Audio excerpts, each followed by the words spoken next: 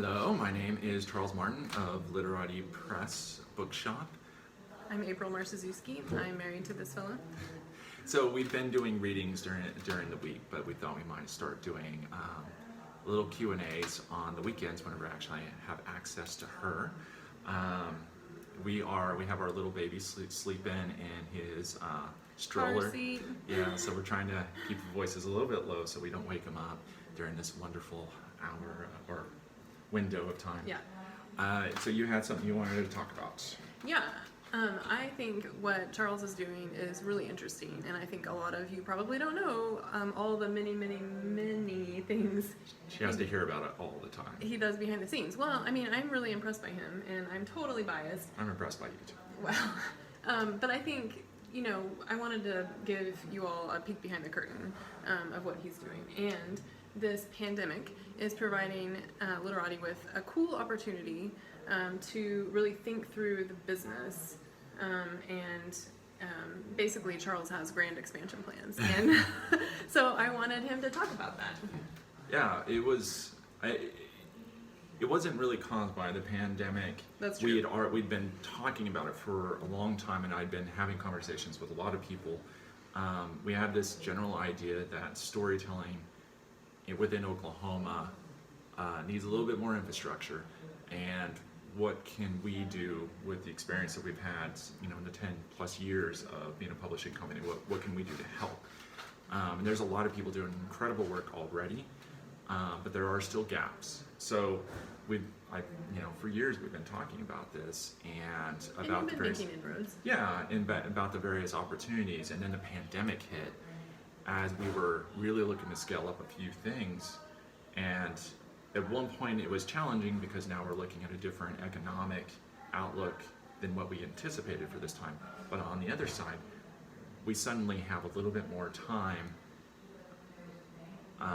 Time is, we have a baby full time, so I don't actually have a whole lot of time, but we have at least time to. More thinking time. We have more thinking time to try and work out how to make these ideas possible and how to start building this infrastructure. And we're not flush with money. I still wait tables. So, but you can go a long way with enthusiasm and a little bit of know-how, and that's kind of what we're looking to do, is attract the people that do have a lot of enthusiasm and know-how and emotional investment in growing the storytelling community, through all of its mediums, and I don't know, leave Oklahoma a little bit better than what we got it. Yep. So, so comics. That is one of the few things that we can talk about right now, because a lot of this stuff is kind of humming, and we don't want to get into it with and then have it fall apart. Oh yeah.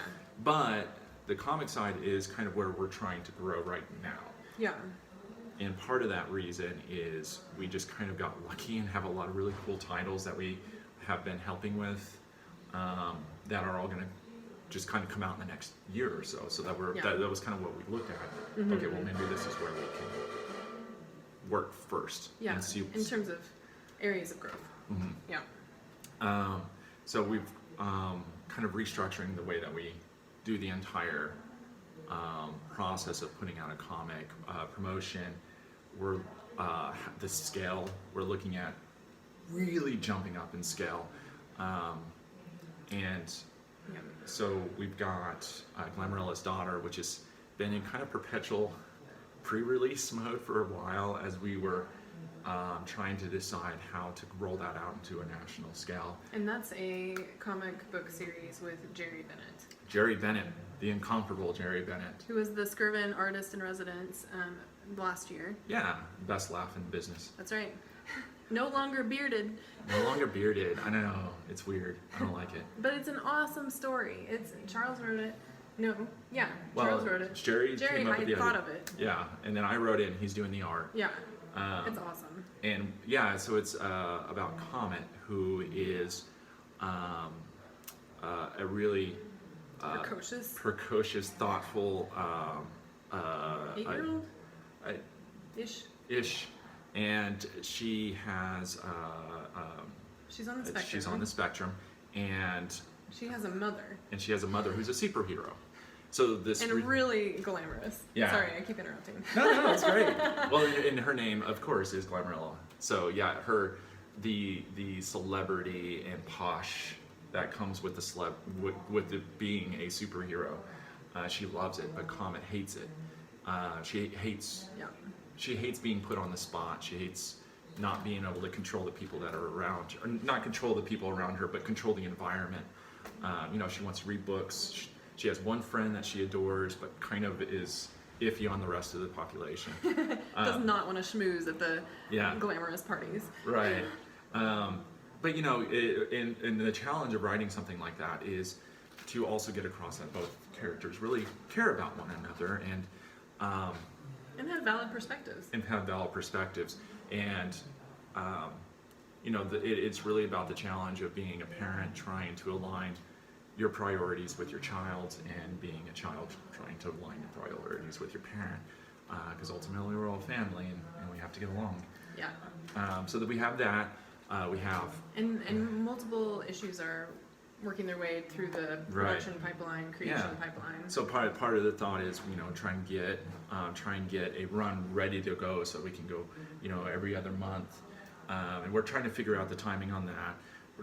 We've got 4 other perspective series that are underway in various forms. Some of them are on art already. Some of them are still in script form.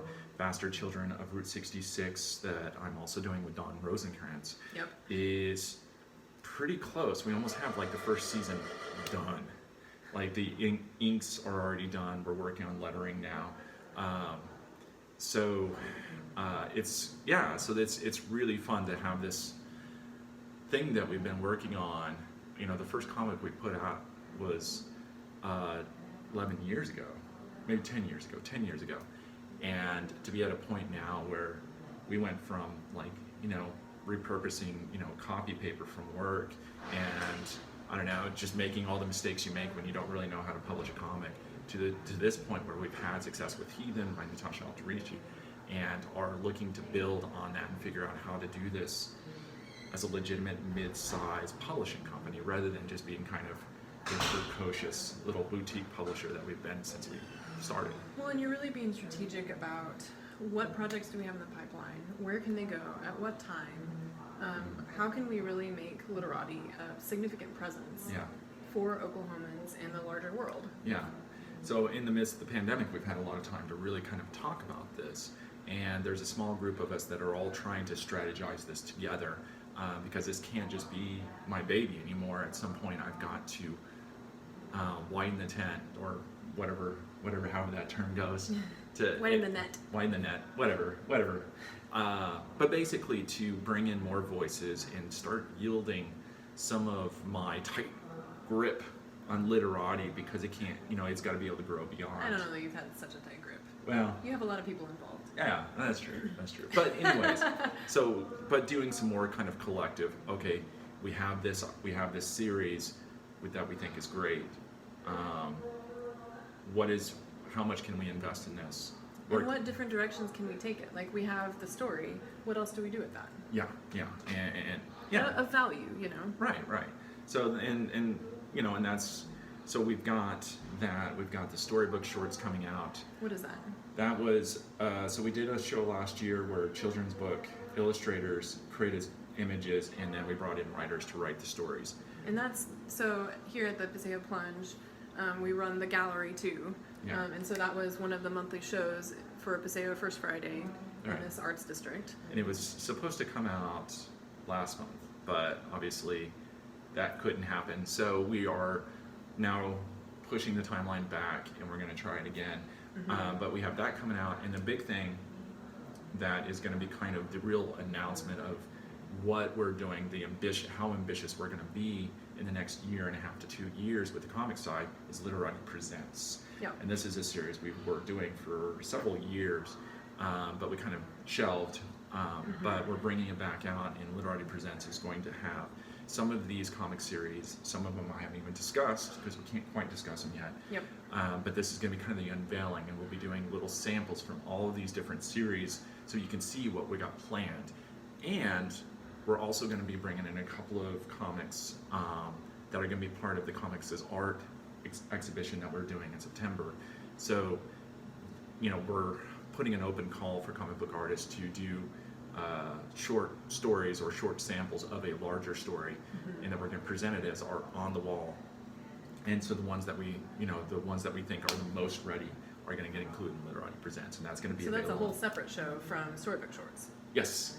So, that's one of the fun things about having acts, running a gallery is sometimes we do have that opportunity to be able to present the literary side of art. It's just as legitimate as visual art. So. Yeah, and both of those will have a printed publication with the show. Yeah. And I know you can't talk in specificity, but what other categories are you expanding in and more formalizing and growing in as Literati? We're looking at options to really create infrastructure to grow the fiction and nonfiction side. And now, is that publishing or is that the bookstore?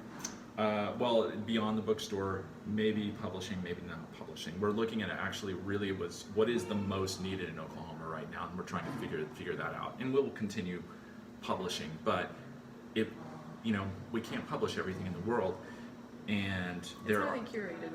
What we're able to do. And I don't know that that's necessarily what authors need the most right now, anyways. Poetry, we're in discussions with various poetry groups to try and figure out ways that stuff is cool. Yeah. Just wait. Yeah, and that is going to be less focused on, just getting more poetry out there rather than figuring out how to make poetry more accessible, like Oklahoma poetry. I've been very active on the film side, so we're looking at ways that we can help, and the film culture within Oklahoma has been just booming. So we're looking for ways to focus on the writing side of that, and what can be done to help Oklahoma screenwriters get more work produced and produce better work. Well, and you're actually writing screenplays, and have been for a few years. Yeah, I've been working a lot recently with Laurent Chapman. An awesome local filmmaker. Yeah, he did You People, and we've got a couple of things humming right now that hopefully will reach productions once the pandemic is over. That definitely just put a kibosh on all that. But we're hoping to get that back up and rolling pretty soon. So we've got our fingers in a lot of pies right now, and some of them are a little bit further along than others. Some of them we're still trying to figure out, and really what it is about.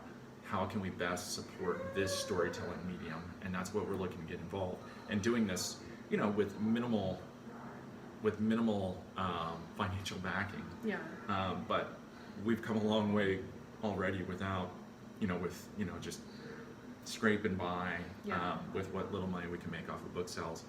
So now it's like, okay, well, how much bigger can we grow? And that's really what it's about right now. What is your vision in terms of storytelling?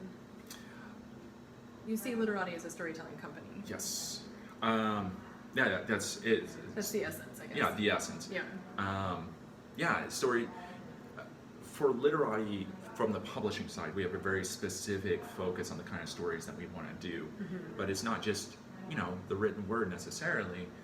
I don't want Literati to necessarily become a film production company, but there are ways that we can assist other production companies that are trying to do good work. We're also looking at partnering with Kate Brennan, who put out a wonderful book through us, Elevated Thoughts, that she also is working on doing more, original production from theater perspective, dramatists around the country. And that's something that's outside of our strike zone, but we can help with them. We can help them. We have some know-how that is valuable to them, and they're doing good work. So what can we do to help them grow this part of the Oklahoma culture? Because you have quite a bit of expertise as a publisher, and just having been involved in storytelling in many ways. And there's other publishers that have even more expertise. So sometimes I want to work with them too, and absolutely. You're doing this way better than we are, so I don't want to necessarily feel, to step over you for this, but what can I do to help you get further? We want to collaborate. We want to make the entire Oklahoma scene better in the ways that we can. So baby's waking up, starting to cry, so we got to do that. Stay tuned. Any questions you have, send us through Instagram at Literati Press, Charles at LiteratiPressOK.com. Feel free to visit our website, LiteratiPressOK.com. Yep. Thanks. Thank you.